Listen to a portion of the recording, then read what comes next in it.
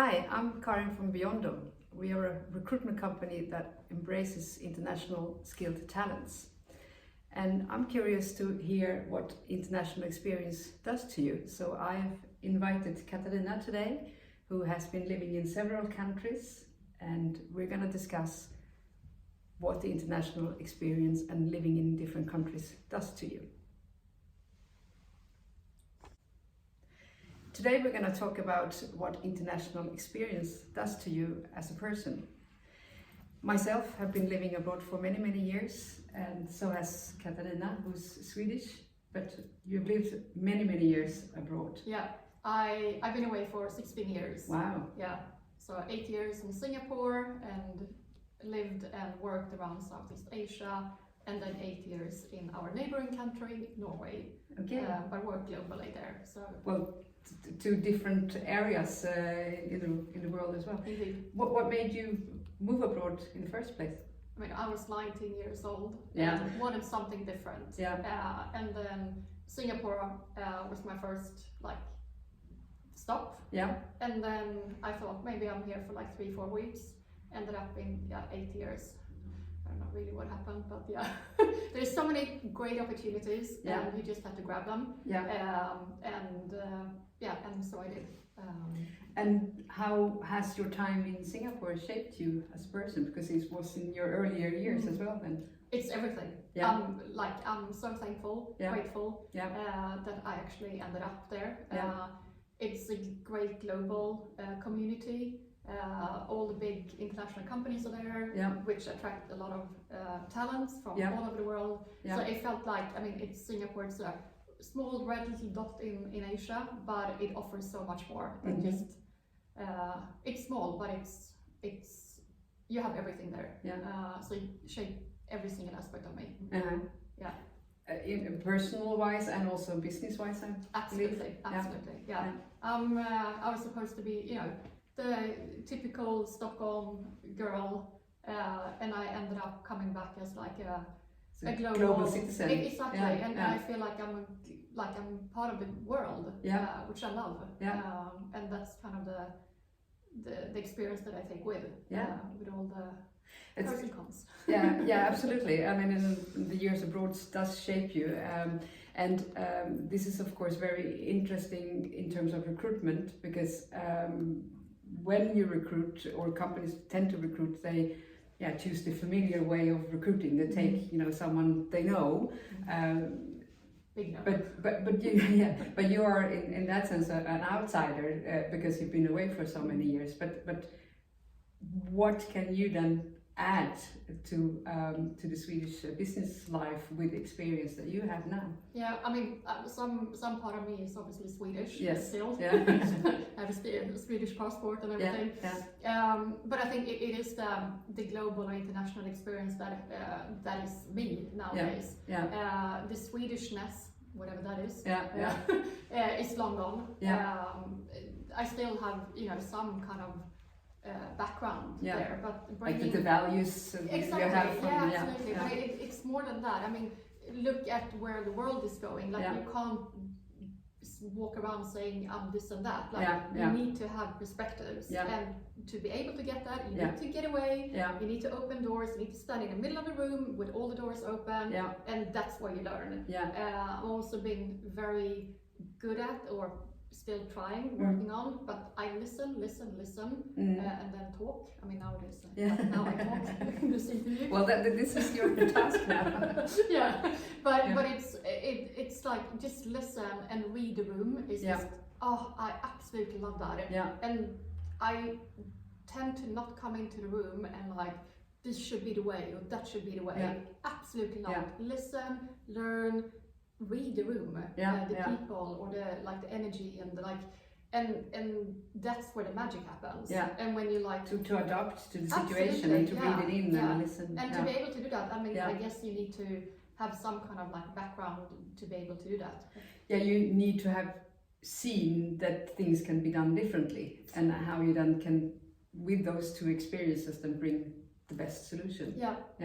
And there's no right way. There's so many, especially in this world, you need to adapt and change and be fast, fail fast. And to be able to do that, you need to kind of like, push yourself and everyone in the room at some point. No, and I always say that people that does take the step of taking an education or a job abroad, it's about being brave also, and being willing to adapt. And we created Biondo because we believe in this kind of talents, and that it's added value for work here in Sweden. And we say, okay, you need to come and adapt to the culture, and bring your culture and learn about the new culture, but still be you and do, of course. But it's, you need to be brave in order to do so also. Yeah, and I mean, like, I love that. And it's not about, oh, you should come to Sweden and adopt, or like, come to Norway and adopt. And eat kanelbullar. And fika, I can't do that. No time for that. No, but it is about, like, don't, like this, oh, you should come and adopt and embrace the Swedish culture. Sure, at some part of your life, but I mean, bringing your experience into the company, that's where we should meet. And like having someone who worked in the company for 20 years, okay, like, can we make that relationship and that connection work? I mean, then you set for expansion, you set for, you can scale the company, you can scale the department, or whatever you want to do. And also, people say, like, okay, people talents that comes from abroad, that they need to adopt here. But in order also to make that a success, the people here and the market here and our rules and regulations need to adapt also to be willing to embrace this. Oh yes. I mean, sometimes the Swedishness or way of doing things is like, we are doing it right. And I would say that mindset need to just throw it out the door. That's old news. It's very old way of thinking. It might have worked because Sweden has a very good reputation abroad. That is about to change. I've seen a massive change throughout my 16 years abroad. That's true. In the beginning it was like, I'm Swedish, welcome. And now it's like, we need to work a little bit more. So the Swedish way of doing things is like, throw that out.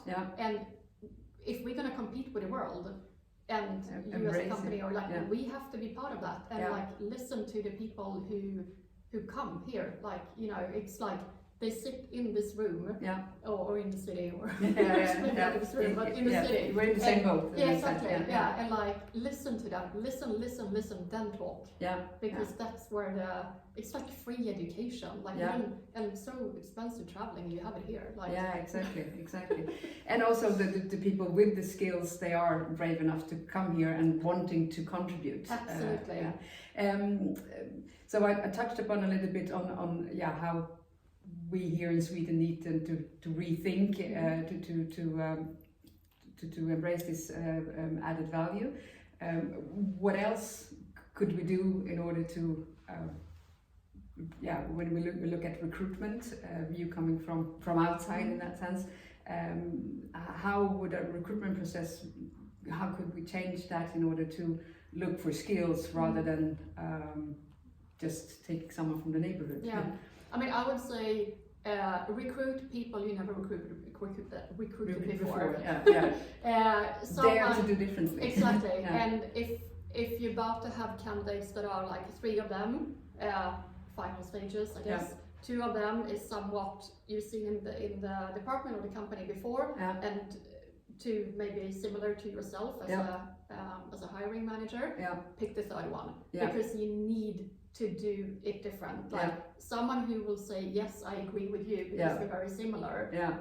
That's not gonna fly. You're not gonna go further there. No, absolutely not. It's just more like, well done.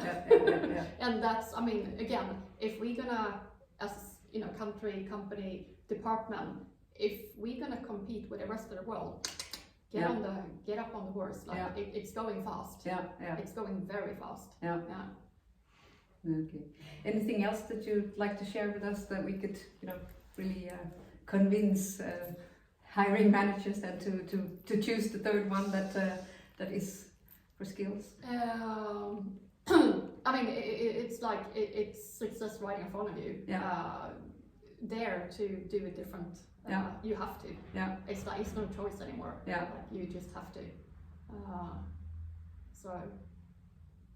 And it might be a bumpy ride to begin with, but once you figure things out and the way you communicate and have those talks in the beginning.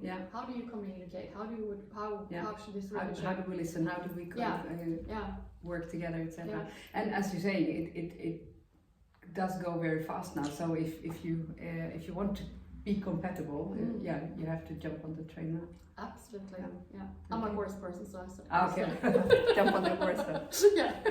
Okay. Further, you've been away then for 16 years. I know we had talks when you were about to move back to Sweden, and then you were saying like, Sweden is not the same that I left, etc., etc. And you saw some hurdles by moving back. How has the experience been then moving back? Completely different. The me thinking, 2 years ago or a year and a half, that was not the case. It's been so much better. I mean, you read media, you talk to friends, and you only hear about the negative things. And I mean, like there are a few things that you need to take care of administrative wise. So I have a few tips for that. Okay. Such as?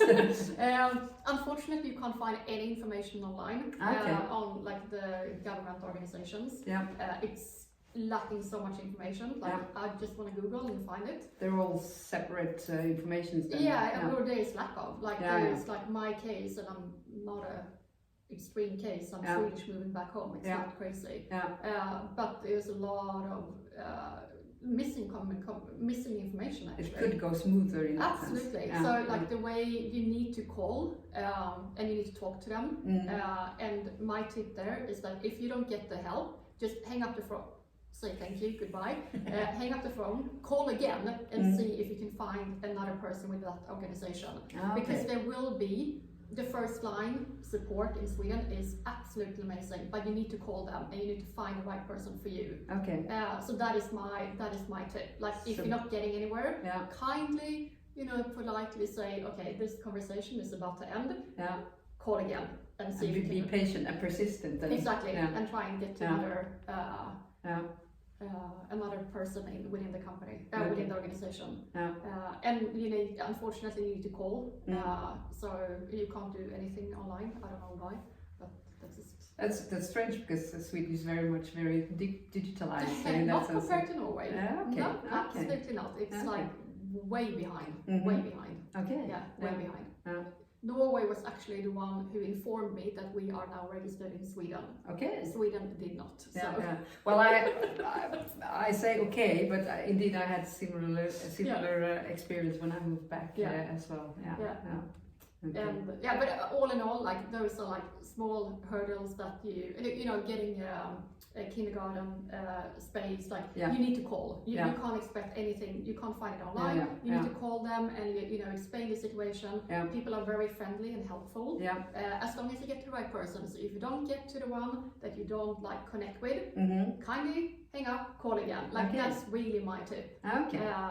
And you will find someone that is willing to help you. Just be persistent and tell them your situation. And then most people, like I would say almost everyone is willing to help you.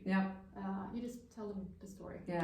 Would that go also for non-Swedes coming here, registering as well? I mean, my husband is not Swedish, he's from South Africa.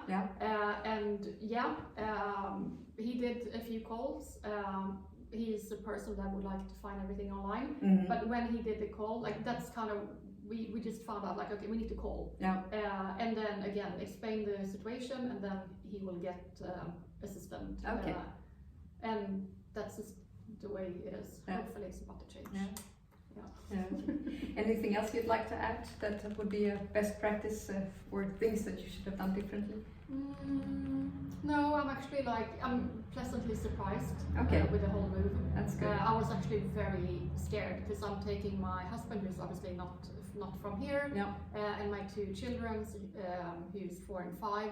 So I, said Sweden is the place to be. Now we're moving back. So obviously that was all new for them. Very, and new for me because I'm going 3. 3 more people back. And I was nervous. Because you do come. You left when you were that old, and with you 2 suitcases. And you come back as an adult in that sense. With the 2 children and husband. I had that fear in the beginning as well, also, but it all does work out. It does. And I mean, don't forget you come with bravery because you have the international experience. Okay. And but I'm pleasantly surprised. Media, unfortunately, is painting a very sad, depressing image about Sweden. But again, it's a reflection of the world. I mean, it's a lot of things going on in the world, so it's a reflection of that. So like, take that. It is happening, but it might not affect you on a daily basis. So, to summarize it all. Be brave, embrace the fact that you have been abroad, and make the best of it coming back. Listen and learn, and be you and do. I would say. Absolutely. Beyond you. Thank you for your time. Thank you.